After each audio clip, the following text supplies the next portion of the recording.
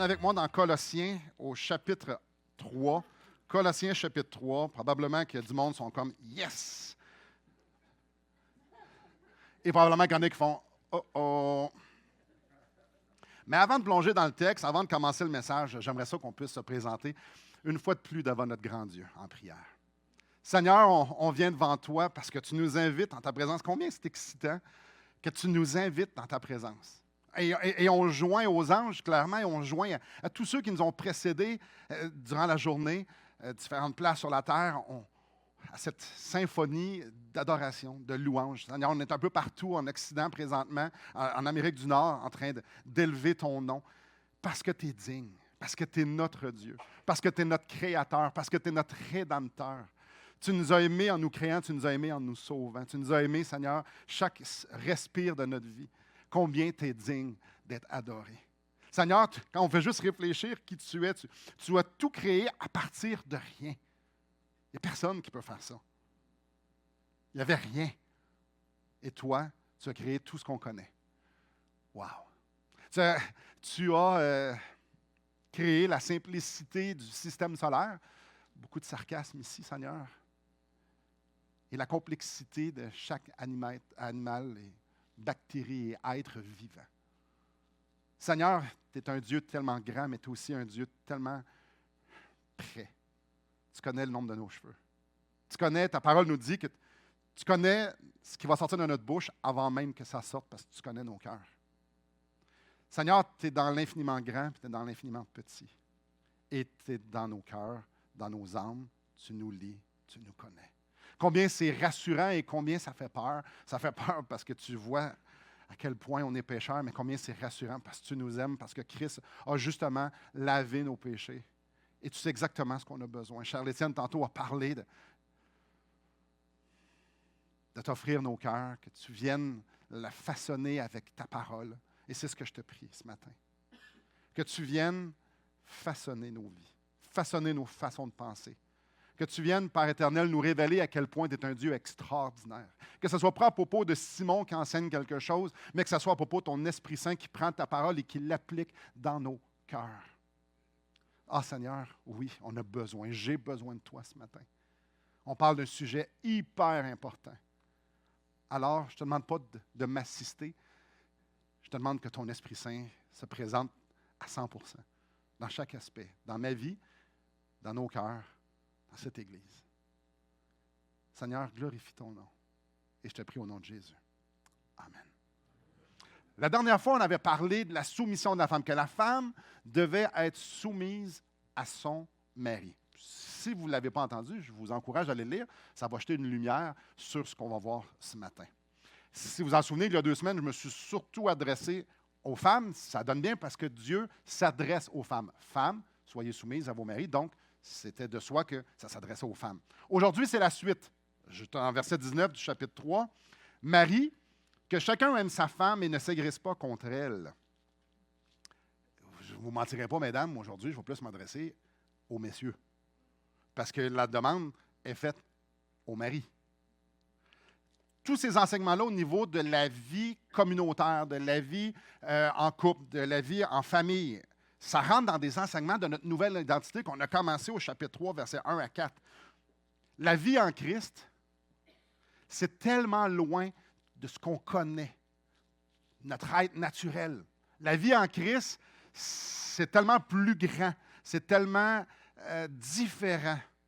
C'est nécessaire qu'on se fasse enseigner comment ça se vit dans le royaume de Dieu, parce que ce n'est pas naturel. C'est facile de lire ça, Marie, que chacun aime sa femme, puis faire comme, ben oui, ma femme. C'est super facile de faire ça. Super, super, super, super. Le seul problème, c'est qu'il n'y a pas un autre livre sur la terre qui demande ça. Puis on va le voir tantôt dans un passage parallèle. Marie, aimez vos femmes comme Christ a aimé l'Église. Il n'y a pas un livre de couple qui enseigne ça. Il y a du monde, il y a des livres de couple qui se basent sur ce verset-là, mais quelque chose de similaire à ça, du tout. Il n'y a pas un livre religieux qui demande ça, parce que c'est simple, parce que Jésus est seulement dans le christianisme. Ça n'a rien à voir avec de l'amour naturel. Aimer Christ comme Christ a aimé, aimer sa femme comme Christ a aimé l'Église, c'est juste par Jésus, c'est juste dans la Bible, dans le Nouveau Testament, je dirais même, c'est pas naturel. Notre verset est dans un contexte de vivre notre identité en Christ. Donc, les mots doivent avoir un sens différent. Ça ne peut pas être l'amour que tout le monde aime. C'est un amour complètement différent. J'aimerais ça qu'on puisse regarder ce matin, justement, ce que Dieu a en réserve pour les femmes par les maris. Ce matin, je vous propose 4 choses. La première, que les maris, c'est des outils entre les mains de Dieu. Le deuxième, c'est que le mari a une vie de sacrifice. Le troisième, le mari doit être un étudiant de sa femme. Et le quatrième, doit être un leader bienveillant. Donc, messieurs, ce fut très pénible.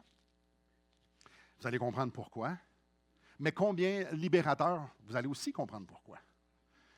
Et là, j'aurais pu faire une série de messages de 10 messages sur les hommes, mais au bout des 10 semaines, il y aurait juste des femmes. Je me suis dit, on va juste en faire un. Fait que peut-être vous dites, il aurait pu parler de ça, j'aurais pu parler de ben des choses. Donc, commençons par le début. Ça nous dit, Marie, que chacun aime sa femme.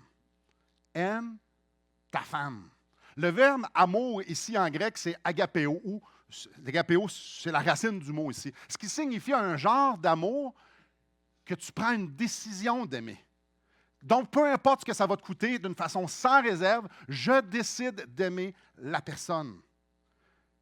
En d'autres mots, tu n'aimes pas agapéo parce que tu te sens en amour avec quelqu'un. Non, cet amour-là ne prend pas racine dans le senti, mais dans la décision. Vous savez, quand on rencontre quelqu'un, on est jeune, on rencontre quelqu'un et on tombe en amour, c'est pas de ça qu'on parle. Du tout. Du tout. Décision. Marie, on n'aime pas nos femmes parce qu'elles sont belles. On n'aime pas nos femmes parce qu'elles sont sportives ou parce qu'elles sont artistiques ou elles sont ce que vous voudrez, là. Marie, on n'aime pas nos femmes parce qu'elles sont fines, on n'aime pas nos femmes parce qu'elles sont travaillantes, on n'aime pas nos femmes parce qu'elles sont drôles, on n'aime pas nos femmes parce qu'elles ont une grosse libido. Non. Je prends la décision d'aimer ma femme. Fait que si elle n'a plus rien, je l'aime encore parce que j'ai pris la décision de l'aimer. Donc, peu importe ce qu'elle est, peu importe ce qu'elle fait, je prends la décision, pas une fois il y a 25 ans, mais plusieurs fois par jour, de l'aimer. Le reste, c'est du bonbon. C'est jamais la base de notre amour. Puis évidemment, quand tu aimes une personne, quand tu prends la décision d'aimer quelqu'un, coûte que coûte, sans réserve, ça se peut que tu aies des sentiments, que tu aies des papillons. C'est bon, ça, là. Mais ce n'est pas la base de ton amour. La base de ton amour, c'est jamais ton senti, c'est jamais les papillons, c'est toujours la décision. Donc, j'avais parlé d'un passage parallèle. On va se promener dans Éphésiens chapitre 5 et Colossiens chapitre 3. C'est parallèle. Donc, venez avec moi, je vous en prie, au chapitre 5 d'Éphésiens, donc quelques livres juste avant. Verset 25, on lit « Marie, que chacun aime sa femme comme Christ a aimé l'Église. » Fait que ça nous oriente pas mal, les gars. On doit aimer nos femmes comme Christ a aimé l'Église. L'amour que Dieu veut qu'on aime, la sorte d'amour, c'est l'amour qu'on reçoit de Jésus, qu'on a reçu de Jésus et qu'on va recevoir de Jésus. De toute évidence, Dieu veut que nos femmes soient aimées. De toute évidence, nos femmes ont besoin d'être aimées. Nos femmes ont besoin de goûter à l'amour de Dieu. Vous êtes la solution, je suis la solution. Nous sommes des outils entre les mains de Dieu pour que nos femmes puissent goûter son amour. Marie, aimez vos femmes comme Christ a aimé l'Église. Nous sommes les outils. Donc, pour la santé de l'écosystème de notre couple, de notre famille, de l'Église, il est impératif qu'on aime nos femmes. C'est un besoin essentiel dans leur vie, qu'elles soient aimées de l'amour de Christ par nous. C'est notre responsabilité à nous autres de combler leurs besoins, son besoin d'être aimés. Ouais. De la même manière que vous êtes comblés par Christ, je dois combler les besoins de ma femme.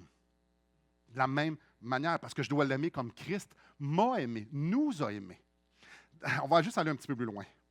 Dans 1 Jean 4, 19, on lit « Pour nous, nous l'aimons parce qu'il nous a aimés le premier. » Ça implique que nous avons été créés pour répondre à l'amour. Moi, je l'aime parce que lui, il m'a aimé le premier.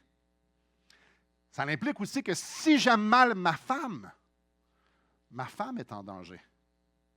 Si moi je dois aimer, si moi je suis l'outil entre les mains de Dieu pour que ma femme goûte l'amour de Dieu, si je ne l'aime pas adéquatement, alors elle ne pourra pas répondre à Dieu comme Dieu veut. Elle ne pourra pas répondre à moi non plus. Si je ne l'aime pas, si elle a été créée à répondre à de l'amour, si elle manque, elle ne pourra pas répondre. Donc, on la met dans une situation infernale. Ça implique aussi que le verset que Jésus a initié l'amour et nous avons répondu, ça implique que nous sommes les initiateurs. Puis ça, c'est un des petits nœuds les gars, vous devez comprendre à matin. Là.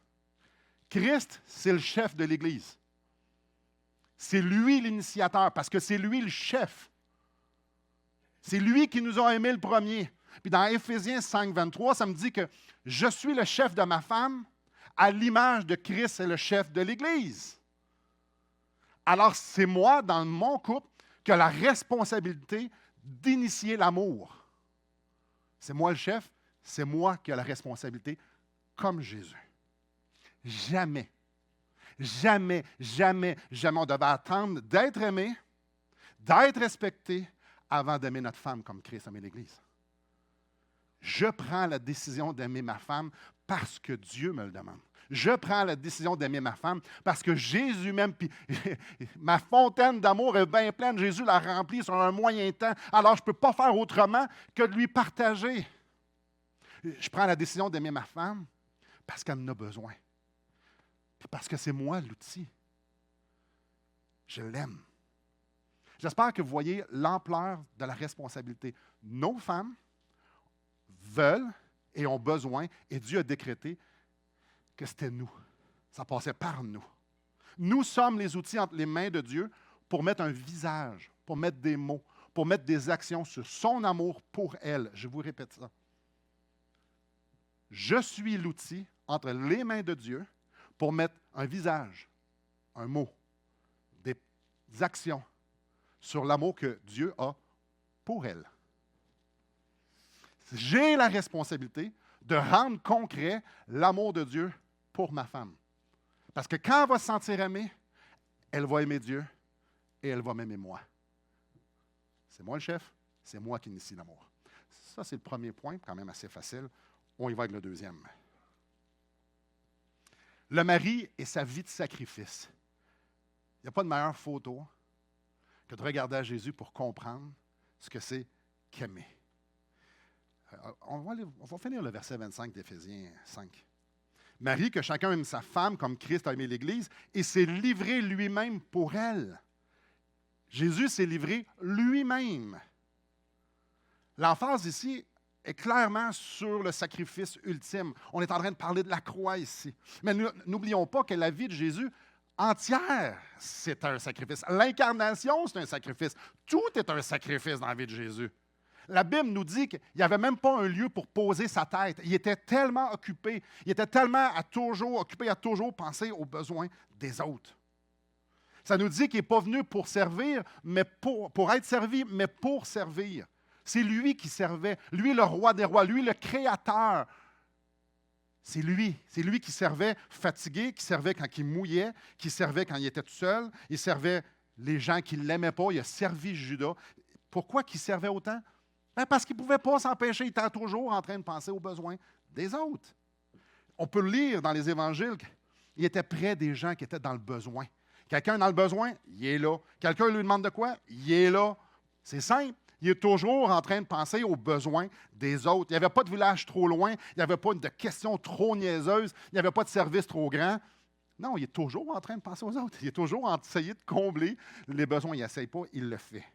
Alors, quand on lit les évangiles, ce qui saute des pages, c'est de voir Jésus qui est toujours en train de servir, en train d'enseigner, en train d'être là pour les autres. Puis comme j'ai dit, la croix, c'est le couronnement d'une vie de sacrifice. Sa mort sur la croix, c'est l'apogée de sa vie, c'est l'apogée, c'est la représentation ultime de ce qu'il avait fait avant, servir. Et justement, parlons-en, quand il était sur la croix, même avant, lui-même, il s'est livré, lui-même, il s'est sacrifié. Il n'y a personne qui lui a demandé. C'est lui qui a décidé.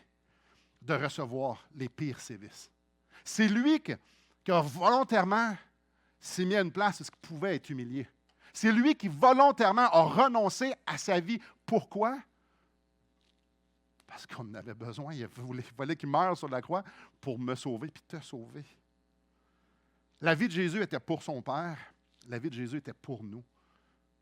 La vie de Jésus était pour tout le monde, sauf lui. Frère, frère.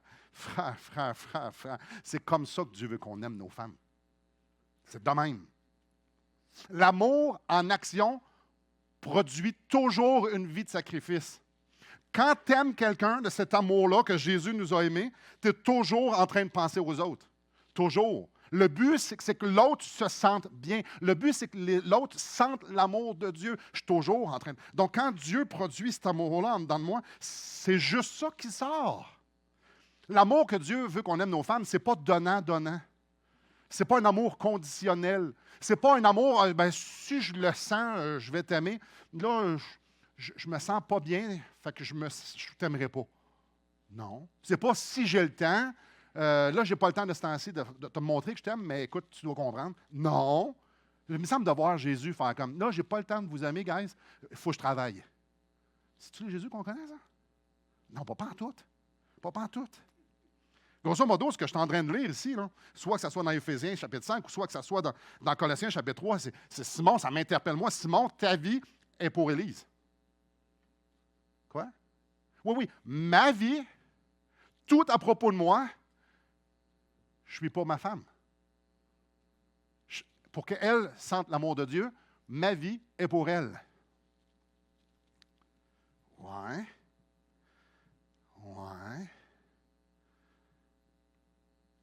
C'est un fardeau? Que ma vie soit pour ma femme, c'est un fardeau? Là, vous allez faire, on connaît la réponse. On n'a peut-être pas envie de la dire, mais on la connaît, la réponse. Attendez, là. C'est un fardeau, aimer quelqu'un?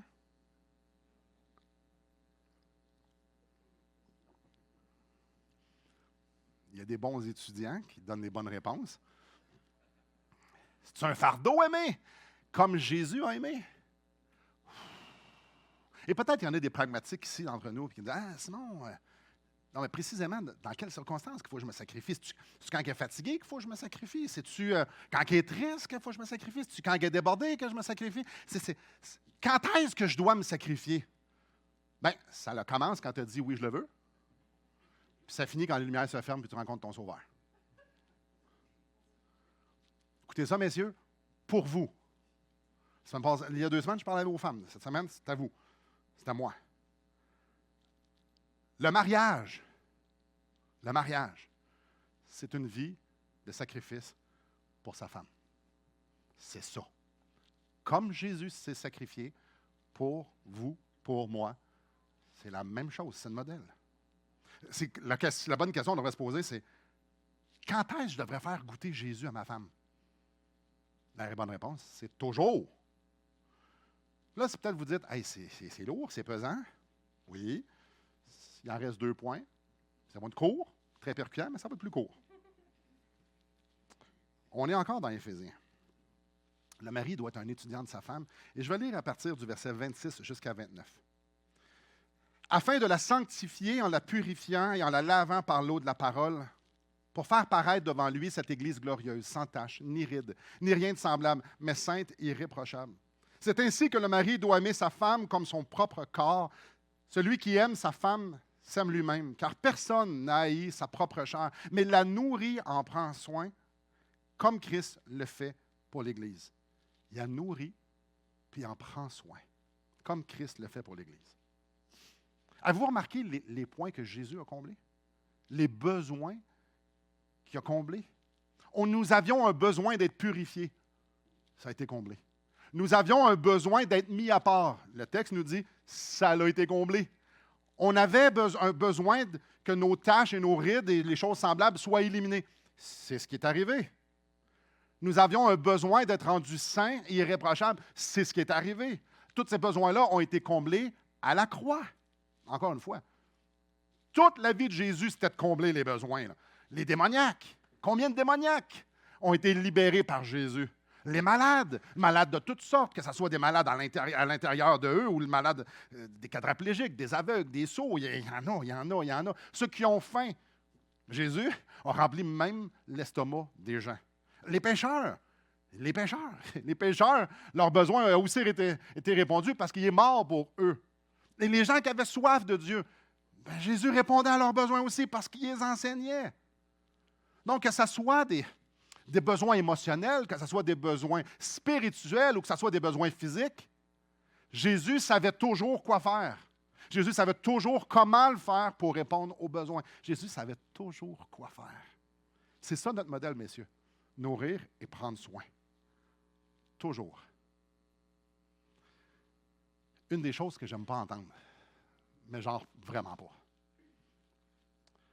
c'est que les femmes sont incomprénables. Faites attention avant de rire. Je viens de dire que je n'aimais pas ça. Ça va dire ce qui suit. Je m'adresse pas mal à ça. Là. Les femmes sont incomprénables. Ah ben. Comment je peux pourvoir à ses besoins si je ne comprends pas, si je ne suis pas capable de la comprendre? Comment je peux être là pour elle si je ne sais même pas où? Messieurs, il n'y a pas de femmes incomprénables. Il y a juste des hommes qui sont tellement centrés sur eux qu'ils sont illettrés et qui ne comprennent rien de leur femme. Je peux le redire. Il n'y a pas de femmes incomprénables. Il y a juste des hommes qui sont tellement centrés sur eux qui sont illettrés et qui ne comprennent rien à propos de leur femme. Je m'explique. 28, la dernière partie. Celui qui aime sa femme s'aime lui-même, car jamais personne n'a haï sa propre chair, mais la nourrit et en prend soin. Messieurs, je prends à vos acquis que vous savez ce qui vous fait plaisir. Moi, je sais exactement ce qui va me faire plaisir cet après-midi. Je ne vous le dis pas, mais moi, je le sais. Et oui, la saison de football est finie. J'aime d'autres choses que ça. Messieurs, vous savez ce qui vous rend triste? Moi, oui. Je sais très bien. Je sais quand je suis fatigué. Vous le savez-vous quand vous êtes fatigué? Probablement. Je pense au bourraki. Quand vous avez envie de parler, savez-vous que vous avez envie de parler? Oui, parce que j'ai envie de parler. Je le sais. OK. Vous connaissez vos blessures émotionnelles, une partie en tout cas. Puis vous savez aussi les conséquences dans vos vies. Vous savez comment ça marche avec Dieu, comment votre marche, comment est votre obéissance. Vous le savez, vous autres. Probablement, vous êtes comme moi, vous savez aussi ce que Dieu est en train de travailler dans votre vie. Vous savez tout ça. Et là, la liste pourrait être excessivement longue des choses que vous savez dans vos vies. Oh, mes frères, on sait comment combler nos besoins. Si tu as envie d'aller à la pêche, qu'est-ce que tu fais? Tu ne fais pas la vaisselle. Tu t'en vas à la pêche, n'est-ce pas? On le sait ce qui nous fait plaisir. On le sait ce qu'on aime. On le sait ce qu'on a besoin. Dans toutes les circonstances, du moins, on pense qu'on le sait. Messieurs, c'est votre responsabilité, c'est ma responsabilité de combler tous ces besoins-là chez ma femme, chez votre femme. Le problème n'est pas que nos femmes sont incomprénables. Le problème, c'est qu'on n'est pas des étudiants de nos femmes. On est trop occupés, préoccupés à régner dans nos royaumes. Et de s'assurer que notre femme est soumise et que nos besoins sont comblés. On est ben trop pris là-dedans pour pouvoir comprendre nos femmes. On n'est pas des étudiants de nos femmes. Trop préoccupés avec moi-même pour pouvoir nourrir et combler les besoins. Mais pour pouvoir faire tout ça, pour pouvoir combler, nourrir et pouvoir prendre soin de ma femme, je dois savoir quoi faire. Si là, vous êtes, oui, mais c'est ça justement. Là. Qu'est-ce que je dois faire? Descendez de votre trône, mes frères. Sortez de votre royaume parce qu'il n'existe pas. Vous n'êtes plus dans ce royaume-là. Observez pas vos femmes pour dire, hey, si elles comprenaient ce que je comprends, ça serait pas mal plus facile. Là. Il me semble, chérie, si tu faisais ça comme moi je le fais, on sauverait bien du trouble. Hey, tu devrais te gérer comme je me gère. Ça serait simple, mais sur un moyen temps. Allez, observez pas vos femmes. Soyez pas des étudiants comme ça. Observez vos femmes pour essayer de la comprendre. Si elle réagit comme ça, qu'est-ce qu'elle est en train de me dire? Je ne sais pas.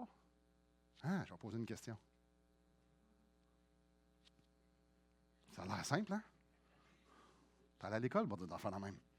Si on ne sait pas quelque chose, on affirme ou on questionne. Quand je ne sais pas quelque chose, est-ce que j'affirme qu'elle était malveillante quand elle m'a dit ça, ou je lui pose une question, qu'est-ce qu'elle voulait dire quand elle m'a dit ça? Oh, voyez-vous, il y a une grosse différence. Dans ma tête, pas dans sa face, tu as de l'air troublé, cocotte. OK, je vais la confronter. Non. Chérie, je vais te poser des questions. Pas des questions pour la convaincre, des questions pour la comprendre. Pour pouvoir en prendre soin. Posez des questions, messieurs. Vous voulez comprendre vos femmes? Faites comme les gens normaux, posez des questions si vous ne savez pas quelque chose. Encore, et encore, et encore, 1000 fois par jour. Jusqu'à temps qu'elle vous dise, là, tu me comprends trop. Comment, Seigneur, je peux nourrir son âme? Comment je peux nourrir ses émotions? Comment je peux nourrir son corps si je ne suis pas un étudiant, si je ne la comprends pas, si je ne sais pas ce qu'elle a besoin? Mais elle n'a rien qu'à me le dire. Non! C'est toi l'initiateur. Ah, mais si j'ai dit, hey, les gars, on n'est pas niaiseux. On n'est pas niaiseux. Peut-être un deux d'entre nous, mais non, on n'est pas niaiseux. Ah, si ça vient difficile, c'est pas à elle de changer. C'est à toi d'aimer. Oh, les gars, c'est pas à elle de changer. Là, s'il y a des visiteurs, c'est parce que je pointe elle parce que c'est elle, ma femme. Pour vrai. Okay. C'est pas à elle de changer, c'est à moi d'aimer. C'est à moi d'apprendre. C'est à moi d'appliquer. C'est à moi de persévérer. C'est à moi que Dieu demande d'aimer ma femme. C'est ma responsabilité, c'est ta responsabilité. Je devrais la regarder comme je me regarde, c'est mon propre corps. Elle fait partie de moi.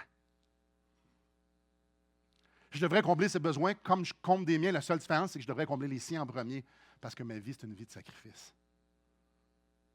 On regarde le dernier point. On retourne dans Colossiens. On a couvert aimer. Il y a une dernière partie du verset 19 qui nous dit à la fin, « Et ne s'aigrissent pas contre elle. » Aigrir. Peut-être dans votre version, c'est écrit « irriter » ou « être amer ». Ou, dans ma version à moi, personnelle, c'est être tanné, être écœuré, taper ses nerfs. Je ne vous apprends rien, messieurs, mais votre femme n'est pas parfaite. Elle est comme vous. Elle est pécheur. Puis c'est facile d'être irrité par un pécheur quand il s'attaque à notre royaume. Très facile. Vous en parlerez à Jésus. Il sait ce que c'est, lui, les gens qui s'attaquent à son royaume. Lui, c'est un vrai roi, puis lui, un vrai royaume. Jésus a fait quoi pour ses ennemis? Jésus a fait quoi pour ses ennemis? Qu'est-ce que Jésus a fait pour les pécheurs? Qu'est-ce que Jésus a fait avec les gens qui ne pensaient pas comme lui? Qu'est-ce que Jésus a fait pour les gens qui l'humiliaient? Qu'est-ce que Jésus a fait pour les gens qui posaient des questions non pertinentes du genre « Je peux-tu être à côté de toi quand tu reviens dans ton règne? » Qu'est-ce que Jésus a fait pour ceux qui faisaient encore et encore et encore les mêmes erreurs? Qu'est-ce qu'il a fait? Il est mort pour eux. Donc, les pécheurs, Jésus répond par le sacrifice. Jésus a un ministère de réconciliation. Notre but, messieurs, ce n'est pas que nos femmes pensent comme nous. Du tout. Notre but, ce n'est pas qu'elles fassent comme nous, qu'elles gèrent comme nous, qu'elles voient les choses comme nous. Ça n'a rien à voir avec ça. Le but, c'est qu'elles goûtent l'amour de Dieu au travers de nous. Alors, je dois avoir l'attitude que Jésus avait quand elle pêche contre moi, pour qu'elle puisse goûter l'amour de Jésus. L'amour que Jésus a eu pour les autres quand ils ont offensé Jésus, c'est l'amour que moi je dois donner à ma femme quand elle m'offense. Le but, c'est qu'ensemble, nous puissions avancer en soumission à notre grand Dieu. Moi, soumis en tant que leader, elle soumise à Christ. Exemple de leader à Christ et elle, exemple de soumission à Christ. Alors, messieurs, on se calme sur l'irritation, là. On se calme sur l'irritation. On se calme sur l'irritation. Et on beurre épais sur l'amour. Jamais, là, votre femme va vous dire, là, tu m'aimes beaucoup trop. Calme tes nerfs. Là, je me sens juste trop bien. Arrête. Ça n'arrive pas, ça. Si votre femme a trop d'amour, si votre femme se sent trop bien, elle va adorer le Seigneur, puis elle va être bonne pour vous comme vous ne pensez jamais. Et là, si vous avez une pensée égoïste, de dire, ah, ben je vais le lancer de même, OK. Ouais, faites confiance à Dieu. Ouais, faites confiance à Dieu. Et peut-être, là, je vais utiliser des mots qui ne sont pas nécessairement politiquement corrects. Si ça vous touche et ça vous interpelle, je suis désolé. Peut-être qu'ici, il y a un cas extrême. Puis peut-être qu'il y en a qui vont me dire, ouais, mais moi, ma femme est disjonctée. C'est ça le mot, disjonctée, c'est pas bon, ça. Des femmes disjonctées, je ne pense pas qu'il y en a une ici, je ne pense pas que ça existe. Je ne pense pas que ça existe. Peut-être. Ça dépend quand. Je ne connais pas toutes les femmes. Je ne sais pas. Mais mettons qu'il y a une femme qui est disjonctée. Je ne sais pas. Le gars, il dit, moi, là, je ne suis pas capable. Bon, je réponds quoi à ça? Aime-la. Ah, tu ne comprends pas, Simon? Oui, non, c'est toi qui ne comprends pas le grand. Aime-la. Sois patient. De la même manière que Dieu est patient envers toi, sois patient envers elle. De la même manière que Dieu t'aime, que Dieu est gracieux, que Dieu est miséricordieux, fais la même chose avec elle. Sois patient, Dieu est à l'œuvre en dedans d'elle. Comme Dieu est en train de te changer, puis comme Dieu t'a illuminé sur ce qu'elle devrait faire, bien Dieu est en train de faire des choses extraordinaires en elle. Alors pardonne.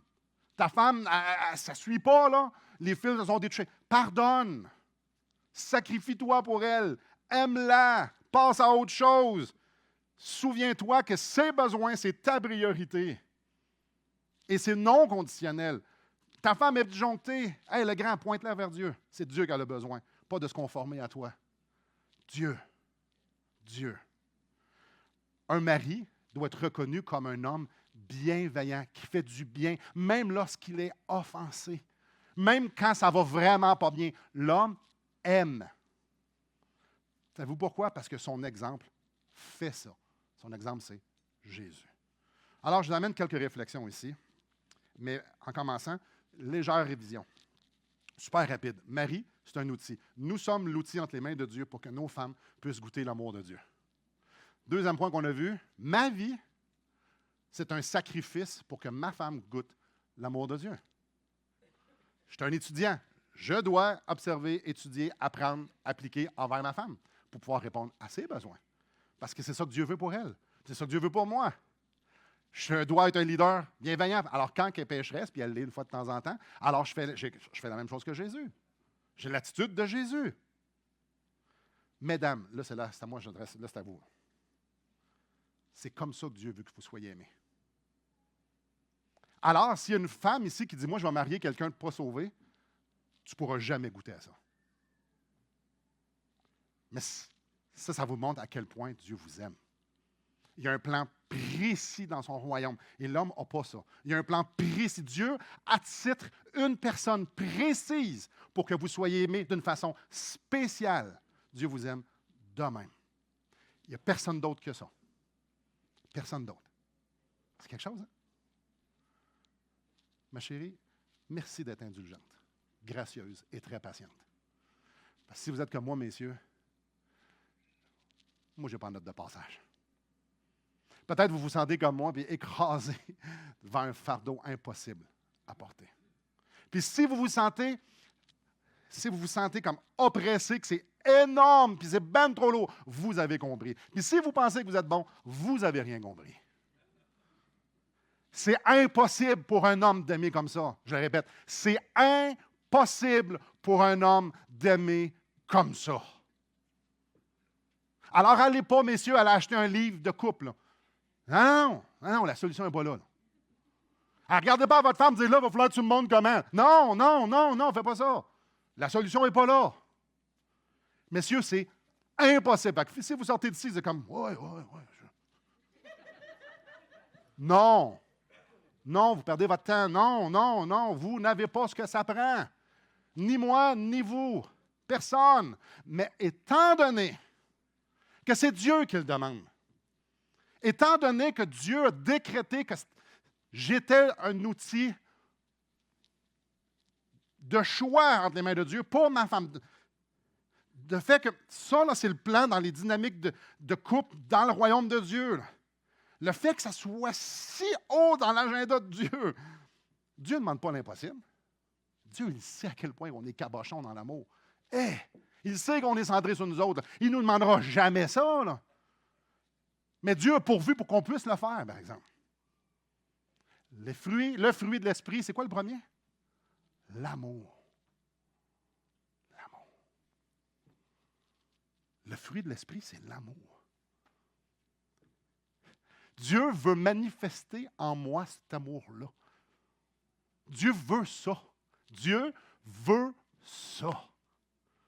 Dieu a tout fait pour que je puisse aimer ma femme comme ça et qu'elle ressente cet amour-là. Il y a des implications à ça. Messieurs, la façon que vous aimez vos femmes, le sacrifice continuel de votre vie pour vos femmes,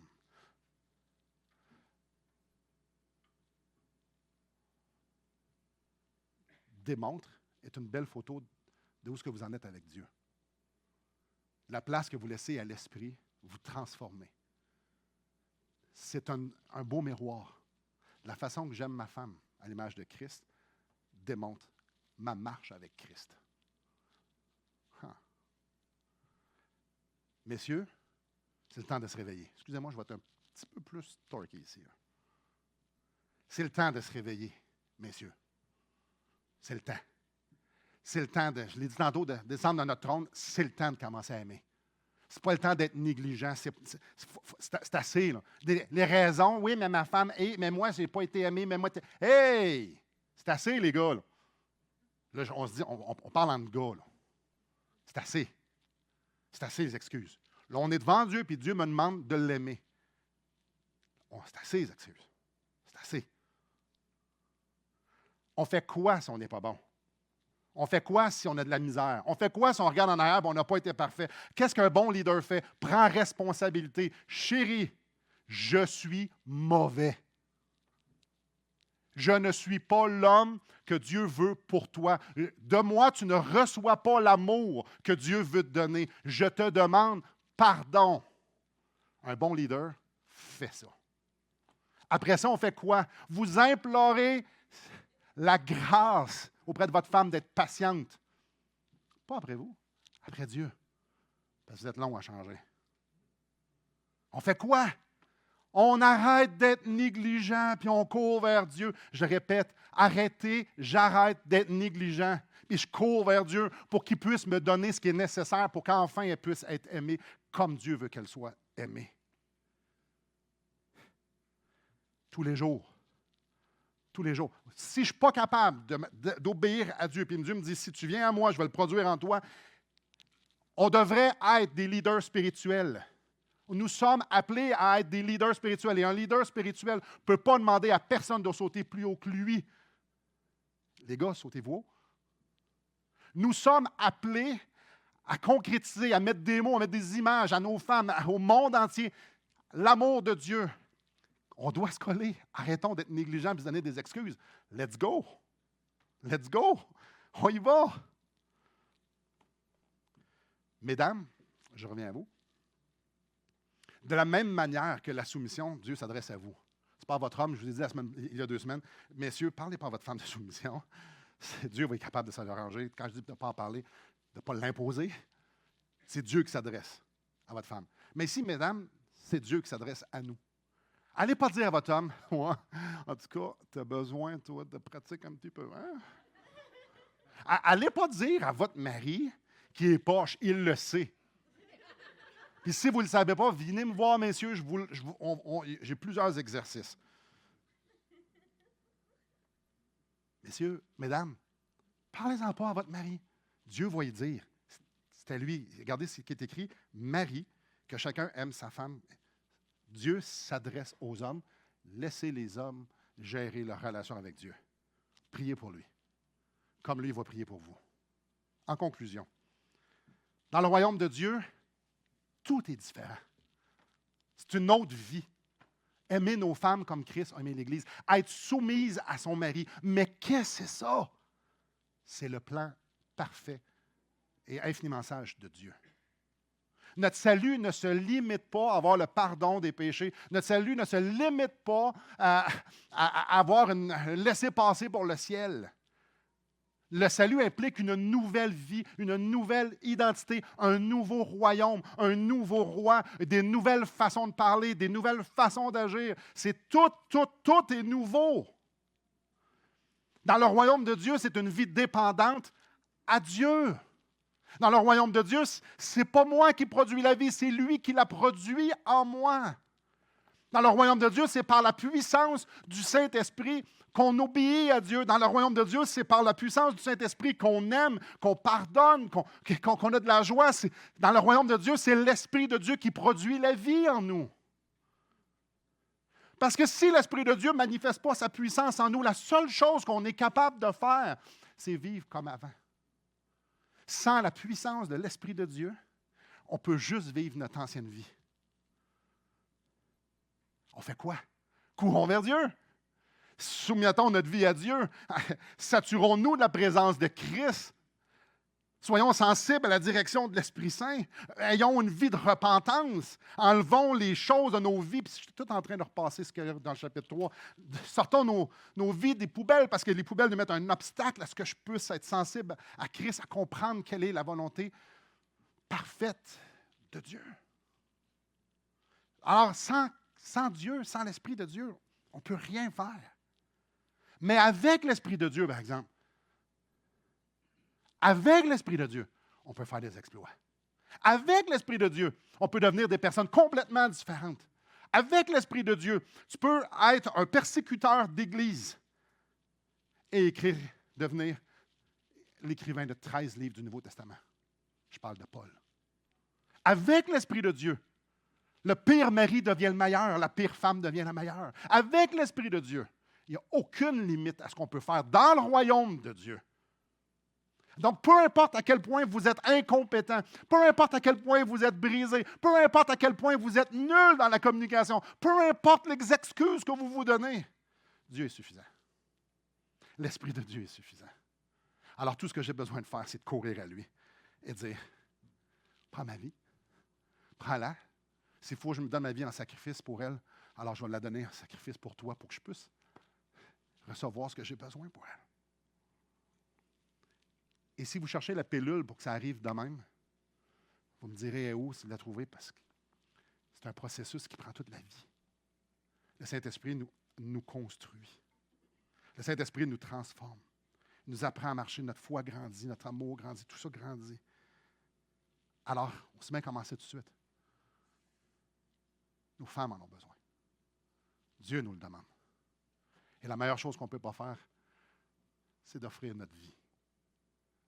Parce que celui qui nous aime a offert la sienne. Prions.